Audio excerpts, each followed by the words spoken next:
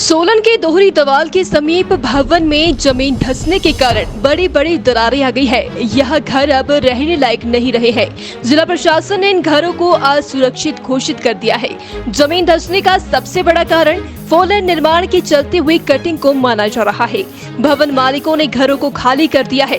किराए पर मकान लेने को मजबूर हो चुके हैं। मकान को गिरने से बचाने के लिए बल्लियों लगाकर रोकने का प्रयास भी किया गया, लेकिन कामयाब नहीं हो पाए। उन्होंने प्रशासन से मांग की है कि वह फोर लेन निर्माता कंपनी के खिलाफ सख्त से सख्त कार्रवाई अमल में लाए।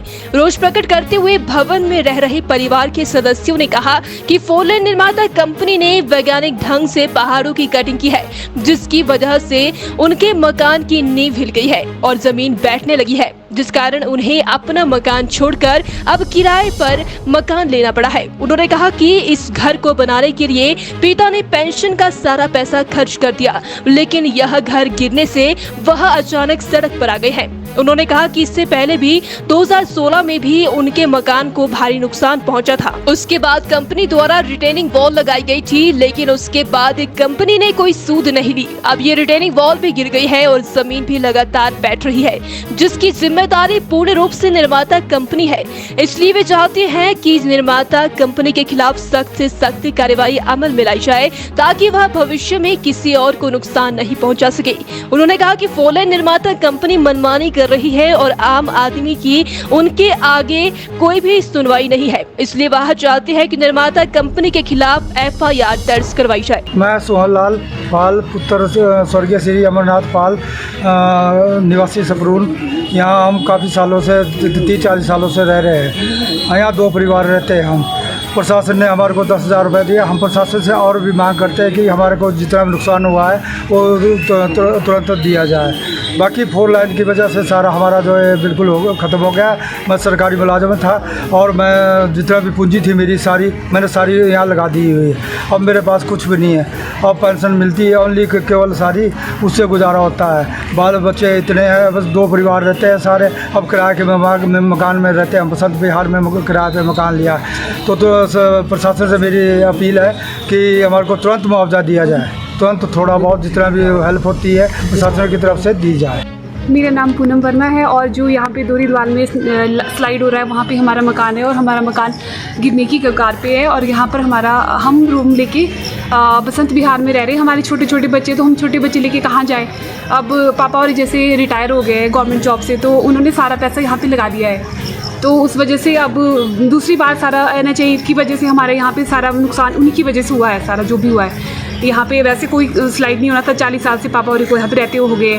तो अब हम ये प्रशासन से यही अपील कर रहे हैं कि वो हमारी NHI के खिलाफ कोई एक्शन ले और हमारी हेल्प करे। सर, मेरा नाम रवीश पाल है।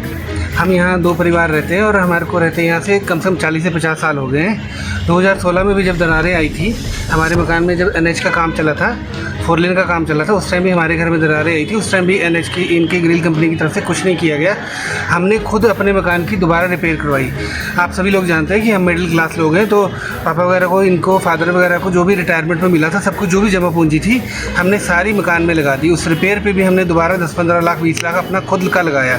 कंपनी की तरफ से झूठे आश्वासन दिए गए और कुछ हमारी मदद नहीं की गई।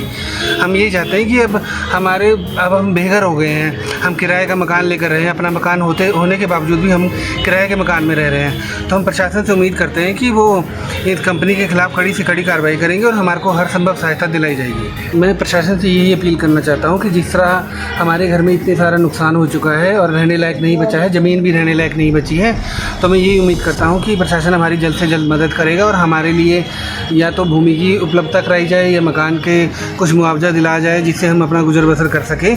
अभी तक हमारे पास जितनी भी सेविंग थी हम उसी से कर रहे हैं। अभी तो किराए के मकान में रह रहे हैं, पर कब तक करेंगे हम अपने पास से भी। जो भी जमा पूंजी थी हमारे पास हमने सारी लगा दी है इसी मकान पे। सब कुछ ख़त्म हो चुका है। अब जो बचा है उससे अभी तो किराए के मकान में रह रहे हैं, पर आगे हम उम्मीद करेंगे जल्दी से जल्दी हमें मुआवजा और ज़मीन कुछ भी जो भी बनता है वो सरकार की तरफ से मिलेगा हमें। रोशनलाल पाल, पुत्र स्वर्गीय अमरनाथ पाल, निवासी सपरून में रहता हूँ और वर्ष 2016 में NHAI वालों ने ग्रिल कंपनी ने जो कटिंग की नीचे से खड़ी कटिंग करने होने के कारण जो है हमारे मकान में दरारें आ गई थी उस टाइम की। तो उन्होंने मौके पर हमारी कोई हेल्प नहीं की, सिर्फ मौके पर थोड़ा बहुत कार्य किया था, बाकी हमने अपना पैसा सारा मकान में लगाया था दोबारा से, लेकिन इन्होंने हमारी कोई हेल्प नहीं की, किसी प्रकार की कोई हेल्प नहीं की। तो हम प्रशासन से ये चाहते हैं कि इनके खिलाफ सख्त कार्रवाई कराई जाए और इनसे ही हमारे को मुआवजा दिलाया जाए। NHAI वालों से, ग्रिल कंपनी से, इन्होंने हमारे को पहले भी कोई मुआवजा नहीं दिया है।